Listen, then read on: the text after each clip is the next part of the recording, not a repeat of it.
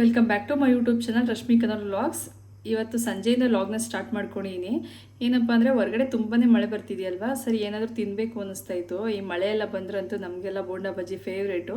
ಆದರೆ ಈ ನಡುವೆ ತುಂಬ ಜಾಸ್ತಿನೇ ಹೋಗ್ಬಿಟ್ಟೈತೆ. ಬೋಂಡಾ ಬಜ್ಜಿ ಎಲ್ಲ ತುಂಬ ಸಲನೇ ಮಾಡಿಬಿಟ್ಟಿದ್ದೀನಿ. ಸೊ ಹಾಗಾಗಿ ಇವತ್ತು ಬೋಂಡಾ ಬಜ್ಜಿನ ಸ್ಕಿಪ್ ಮಾಡಿ ಏನಾದರೂ ಹೆಲ್ತಿ ವರ್ಷನಲ್ಲಿ ಮಾಡೋಣ ಅಂತ ಅಂದ್ಕೊಂಡು ರೆಡಿ ಮಾಡ್ಕೊತಾ ಇದ್ದೀನಿ. ಅನಿಲ್ ಅವ್ರದ್ದು ಶಾವಿಗೆ ಇರುತ್ತಲ್ವ, ಸೊ ಶಾವಿಗೆಲಿ ಉಪ್ಪಿಟ್ಟನ್ನ ಮಾಡ್ಕೊಳ್ಳೋಣ, ಆಮೇಲೆ ಲೇಟಾಗಿ ಬೇಕಾದ್ರೆ ಅಡುಗೆನ ಮಾಡ್ಕೊಳ್ಳೋಣ ಅಂತ ಅಂದ್ಕೊಂಡಿದ್ದೀನಿ. ಸ್ವಲ್ಪ ಈಗ ಶಾವಿಗೆ ಉಪ್ಪಿಟ್ಟನ್ನ ಮಾಡ್ಕೊಂಡು ತಿಂದು ಆಮೇಲೆ ಅಡುಗೆನ ರೆಡಿ ಮಾಡ್ಕೊತೀನಿ. ತುಂಬಾ ಚೆನ್ನಾಗಿರುತ್ತೆ. ಈ ಡಯಟ್ ಎಲ್ಲ ಮಾಡ್ತಾರಲ್ವ ಅವ್ರಿಗೆ ಈ ಶಾವಿಗೆ ಉಪ್ಪಿಟ್ಟು ತುಂಬಾ ಚೆನ್ನಾಗಿರುತ್ತೆ. ಮತ್ತು ಅಷ್ಟು ಹೊಟ್ಟೆ ಸಹ ಹಸಿಯಲ್ಲ. ನಾವು ಈ ವೆಜಿಟೇಬಲ್ಸ್ ಎಲ್ಲ ಯೂಸ್ ಮಾಡ್ಕೊಂಡಿರ್ತೀವಲ್ವ, ತುಂಬಾ ಚೆನ್ನಾಗಿರುತ್ತೆ. ಈಗ ಆಲ್ಮೋಸ್ಟ್ ಎಲ್ಲ ತರಕಾರಿ ಎಲ್ಲ ಕಟ್ ಮಾಡಿ ಇಟ್ಕೊಂಡಿದ್ದೀನಿ. ಮೊದಲನೇದಾಗಿ ಇಲ್ಲಿ ಸ್ಟವ್ನ ಹಚ್ಕೊಂಡು ಸ್ವಲ್ಪ ಬಿಸಿನೀರನ್ನ ಇಟ್ಕೊಳ್ತಾ ಇದ್ದೀನಿ. ಏನಕ್ಕೆ ಅಂದರೆ ಸ್ವಲ್ಪ ಶಾವಿಗೆನ ಬೇಯಿಸ್ಕೋಬೇಕಲ್ವ. ಸೊ ನೀರೆಲ್ಲ ಚೆನ್ನಾಗಿ ಕುದಿ ಬಂದರೆ ಶಾವಿಗೆನ ಸೇರಿಸ್ಕೋಬೋದು ಅಂತಷ್ಟೇ. ನೀರನ್ನ ಬಿಸಿಗೆ ಇಟ್ಕೊಂಡು ಪಕ್ಕದಲ್ಲಿ ಒಗ್ಗರಣೆನೂ ಸಹ ಮಾಡ್ಕೊಬಿಡೋಣ. ಶಾವಿಗೆ ಏನು ತುಂಬ ಹೊತ್ತು ಬೇಯೋದೇನು ಬೇಡ. ನೀರೆಲ್ಲ ಚೆನ್ನಾಗಿ ಕುದಿದೆ ಅನ್ನುವಂಥ ಟೈಮ್ನಲ್ಲಿ ಶಾವಿಗೆನ ಸೇರಿಸಿ ಒಂದು 2 ನಿಮಿಷ ನೀರಿನಲ್ಲೇ ಬಿಟ್ಟರೆ ಸಾಕು, ಅಥವಾ ಒಂದು ಕುದಿ ಬರೋವರೆಗೂ ಬಿಟ್ಟರೆ ಸಾಕು. ಶಾವಿಗೆ ಚೆನ್ನಾಗಿ ಬೆಂದಿರುತ್ತೆ. ಈಗ ಒಂದು ಪ್ಯಾನ್ನ ಬಿಸಿಗೆ ಇಟ್ಕೊಂಡು ಒಂದು 3 ರಿಂದ 4 ಟೇಬಲ್ ಸ್ಪೂನ್ ಆಗೋಷ್ಟು ಎಣ್ಣೆ, ಸ್ವಲ್ಪ ಸಾಸಿವೆ, ಸಣ್ಣದಾಗಿ ಹಚ್ಚಿಟ್ಕೊಂಡಿರುವಂಥ ಈರುಳ್ಳಿ, ಸ್ವಲ್ಪ ಹಸಿಮೆಣ್ಸಿಕಾಯನ್ನ ಸೇರಿಸ್ಕೊತಾ ಇದ್ದೀನಿ. ಹಸಿಮೆಣ್ಸಿಕಾಯಿ ಈ ಟೈಮ್ನಲ್ಲಿ ಸೇರಿಸೋದ್ರಿಂದ ಸ್ವಲ್ಪ ಖಾರ ಚೆನ್ನಾಗಿ ಬಿಡುತ್ತೆ ಅಂತಷ್ಟೇ.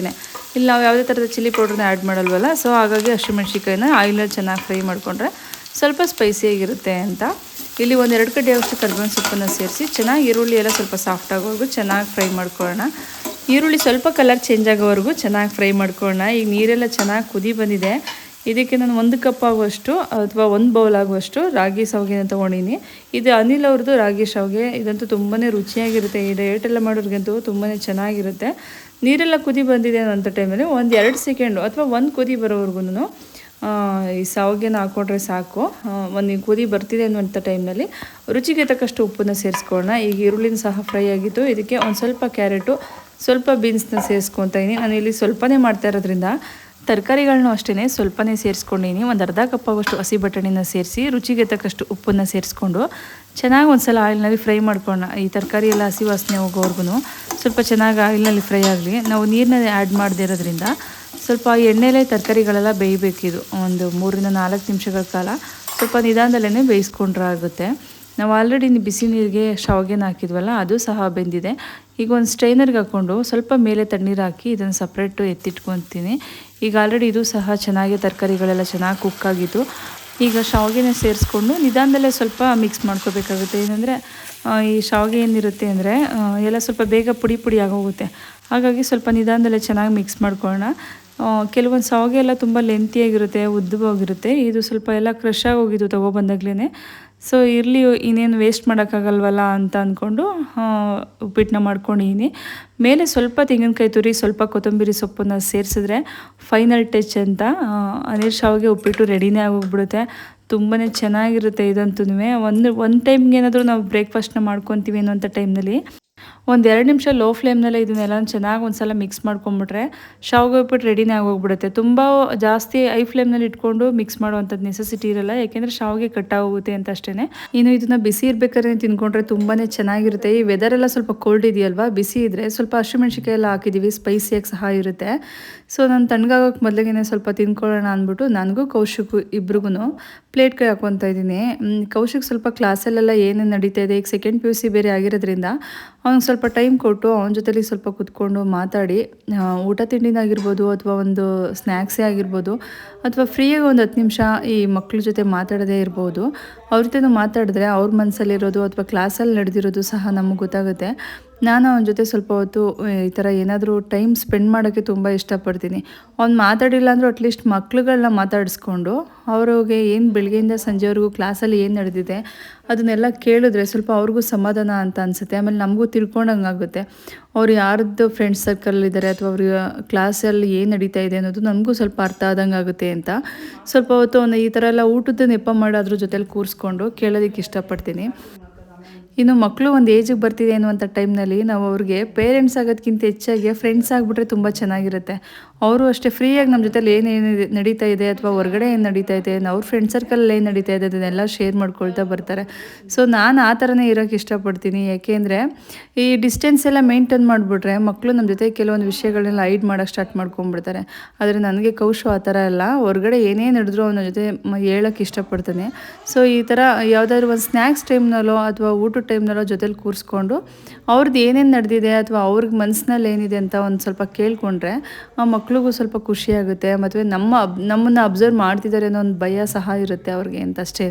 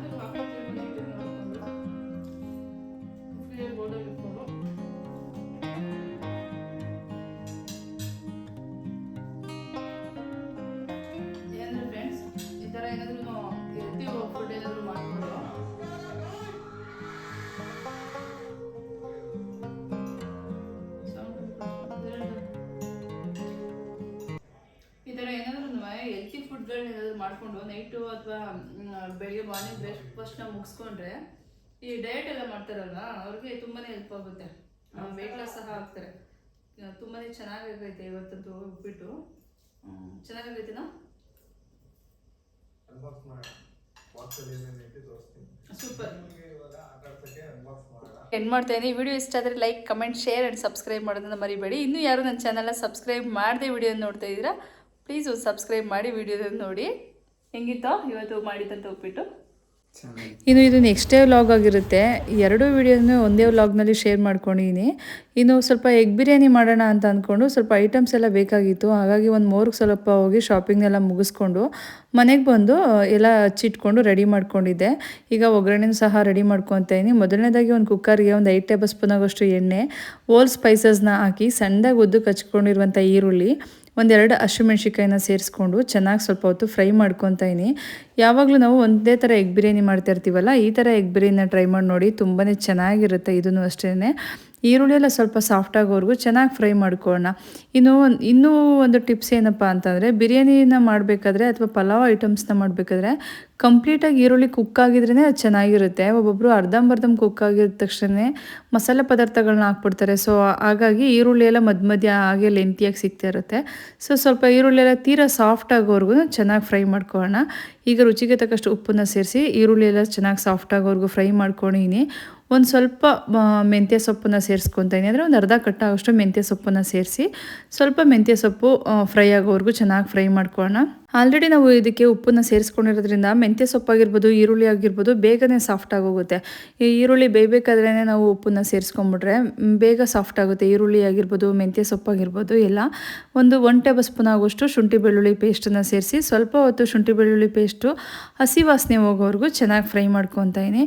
ಇವತ್ತು ಸ್ವಲ್ಪ ಎಗ್ ಬಿರಿಯಾನಿನ ರೆಡ್ ಕಲರಲ್ಲಿ ಮಾಡ್ಕೊಳ್ಳೋಣ ಅಂತ ಅಂದ್ಕೊಂಡು ಒಂದು 3 ಟೊಮೊಟೊ, ಒಂದು 4 ಒಣಮೆಣ್ಸಿಕಾಯಿ, 2 ಬ್ಯಾಡಗೆ ಮೆಣಸಿಕಾಯಿನ ಸ್ವಲ್ಪ ಬಿಸಿ ನೀರಿನಲ್ಲಿ ಚೆನ್ನಾಗಿ ಕುದಿಸ್ಕೊಂಡು ಅದನ್ನು ಪೇಸ್ಟ್ ಮಾಡಿ ಸಪ್ರೇಟ್ ಎತ್ತಿಟ್ಕೊಂಡಿದ್ದೆ. ಸೊ ಅದನ್ನು ಸಹ ಇದೇ ಟೈಮ್ನಲ್ಲಿ ಸೇರಿಸ್ಕೊತಾ ಇದ್ದೀನಿ. ಗ್ರೀನ್ ಕಲರ್ ಎಗ್ ಬಿರಿಯಾನಿನೂ ಸಹ ಮಾಡ್ಬೋದು, ಬಟ್ ನಾನು ಬಿರಿಯಾನಿ ಎಲ್ಲ ಗ್ರೀನ್ ಕಲರ್ ಇರುತ್ತೆ.